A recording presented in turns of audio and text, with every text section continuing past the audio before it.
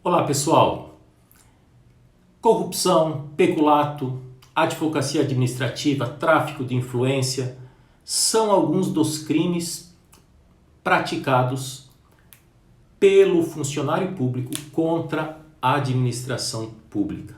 Vejam o detalhe que eu estou falando, são crimes praticados por funcionários públicos.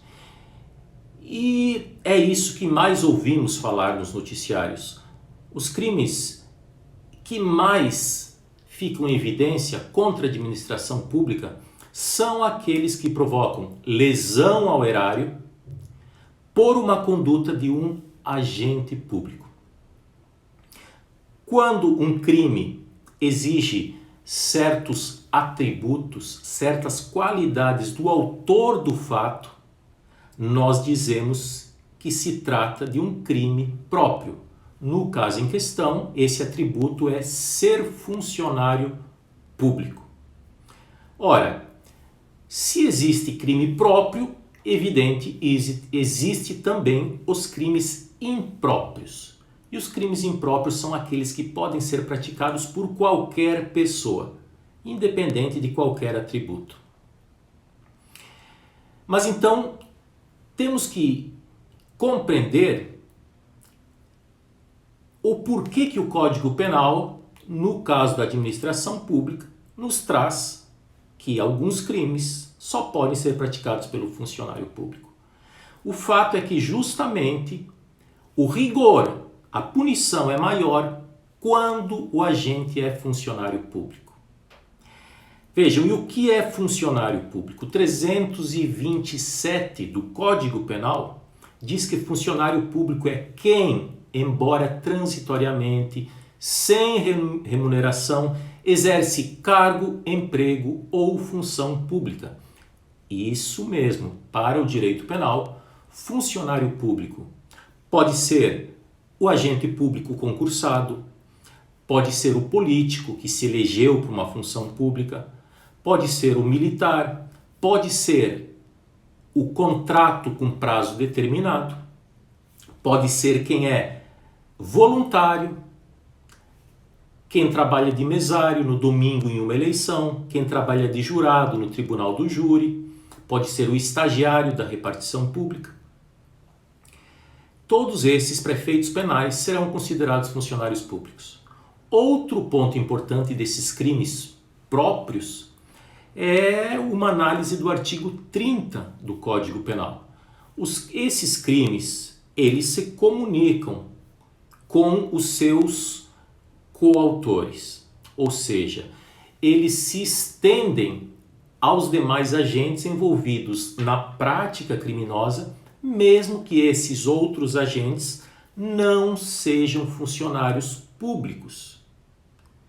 Por exemplo, vamos imaginar uma situação. João é comerciante e auxilia o seu irmão José, que é vereador, a desviar recursos do município. O vereador tem acesso, convida o seu irmão João e eles realizam esse desvio. Vejam, está claro que João, que é funcionário público, praticou o crime próprio de peculato. Alguém diria, bom, José não é funcionário público, não poderia praticar peculato, então teria praticado furto? Não, ele praticou peculato também, porque houve a conexão pelo fato de o outro agente, que é seu irmão, ser funcionário público. Professor, mas o que muda nisso? Muda que a reprimenda do peculato é muito maior que a do furto. Pena máxima do crime de furto, 4 anos. Pena máxima do crime de peculato, 12 anos. Veja, uma maior preocupação do legislador com a moralidade pública. Muito bem. Vamos então para alguns exemplos de crimes em espécie.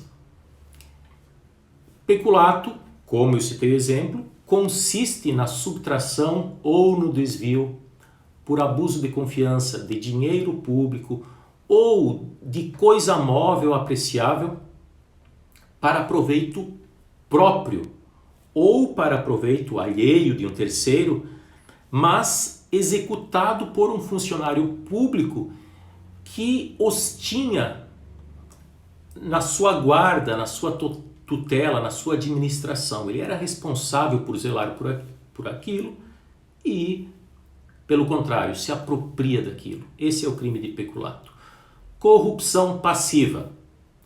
Bom, o ato de se corromper é que origina a corrupção, ou seja, oferecer uma vantagem numa negociata, solicitar uma vantagem indevida para obter algo fora da legalidade. Ou seja, a corrupção pode ser praticada tanto pelo agente público quando ele solicita a vantagem indevida, ou praticada pelo particular quando ele oferece uma vantagem indevida, né? Ou seja, é o uso, no caso do funcionário público, do prestígio que ele tem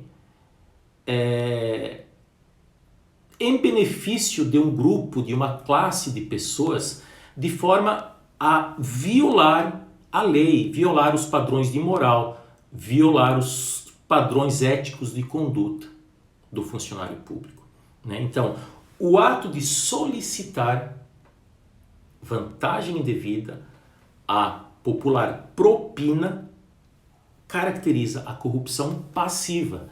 Agora, quando é o particular que oferece a vantagem indevida para o agente público, este particular está praticando a corrupção ativa. Então, ativa oferece, passiva recebe. Vejam, num único fato nós podemos ter a prática de corrupção ativa e de corrupção passiva. Veja, quando alguém oferece aquela vantagem, aquela propina para o guarda de trânsito, oferece uma ajudinha para o agente público da prefeitura acelerar o seu processo, e esse agente aceita essa vantagem, nós temos aí a prática de um crime de corrupção ativa pelo particular que ofereceu, e nós temos a prática da corrupção passiva pelo agente público que recebeu essa vantagem indevida. Ambos são igualmente corruptos. A diferença é justamente essa: ativa e passiva. Ou seja, agente público e particular. Por fim, advocacia administrativa. Vejam, o uso do cargo ou da função pública para finalidades particulares não pode parecer algo normal no nosso país. O fato de alguém estar exercendo uma função pública, seja concursado ou seja um cargo eletivo, não o dá o direito de usar dessa influência para outros interesses. Quando a gente se aproveita das facilidades que a qualidade de funcionário público lhe proporciona para patrocinar os seus interesses privados ou interesses de terceiros, está havendo uma prática criminosa. E esse crime chama-se advocacia administrativa, prevista no Código Penal, crime próprio. Era isso, pessoal. Um forte abraço.